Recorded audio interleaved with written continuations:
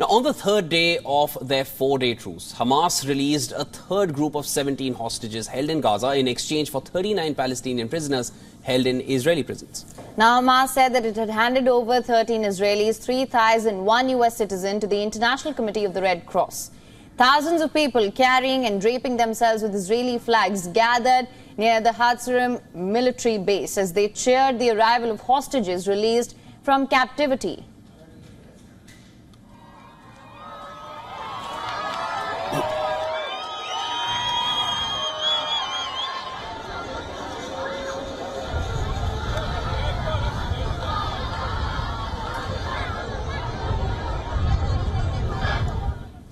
In a video footage released by Hamas' armed wing, the hostages were handed over to the Red Cross. According to Israeli media, though, 9 children were among the released.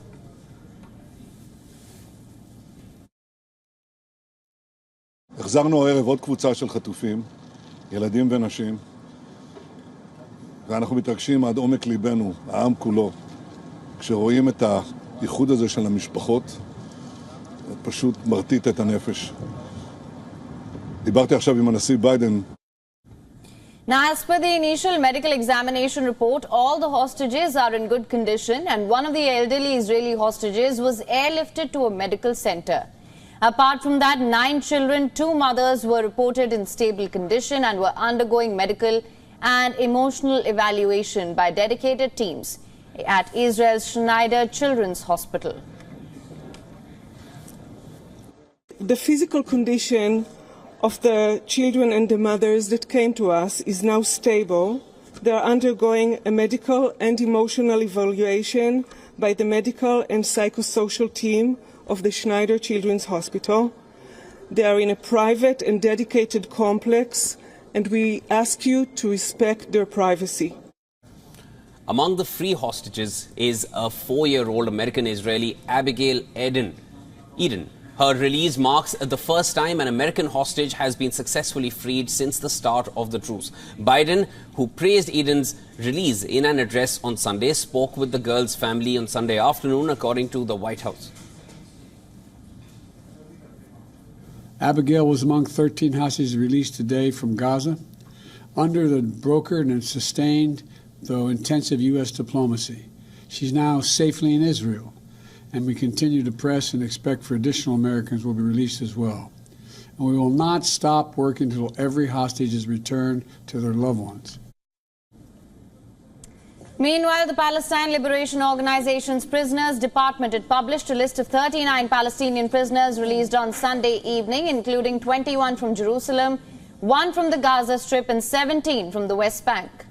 Now, during the first day of the hostage release, Hamas released 24 hostages, including 13 Israelis, 10 people from Thailand and a Filipino citizen. And with Sunday evening's release, the total number of hostages released now stands at 58 as part of the truce deal. Israel has released 78 Palestinian security prisoners, with 39 released on both Sunday and Friday. Now, the 4-day truce, the first halt since the war began 50 days ago, started on Friday. As per reports, Qatar, Egypt and the United States are pressing for the truce to be extended beyond Monday. But it's not clear whether that will happen.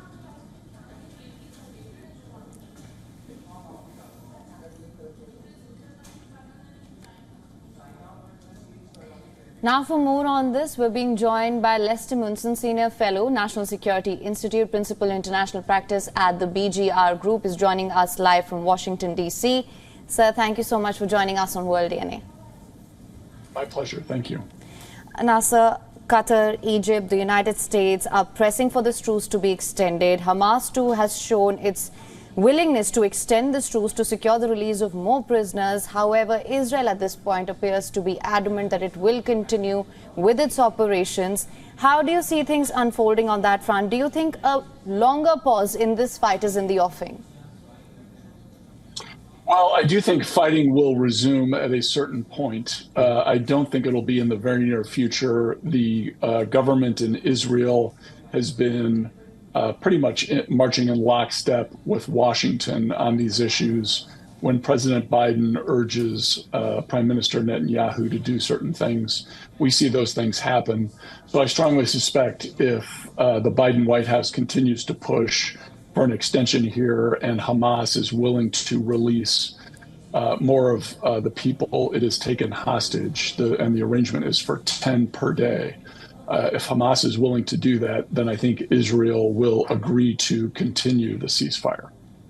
Mr. Munson, now the Israeli Prime Minister, of course, while standing on Gazan soil, he had said that nothing can stop us. I wanted to just get your opinion on this. How do you see this kind of a statement or a thought process or this kind of a declaration playing out on the battlefield? As you said, the fight will resume. So how do you see this one playing out?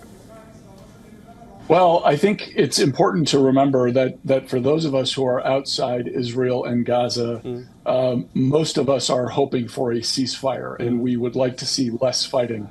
In Israel, it is a very different situation, and I think the Netanyahu government, and it's really a coalition government now with some of his opponents, because he's formed this war cabinet with his opposition, is actually under a great deal of pressure from Israeli citizens and Israeli voters to continue the fight in Gaza against Hamas. The Israeli people are outraged over what happened on October 7th, understandably so.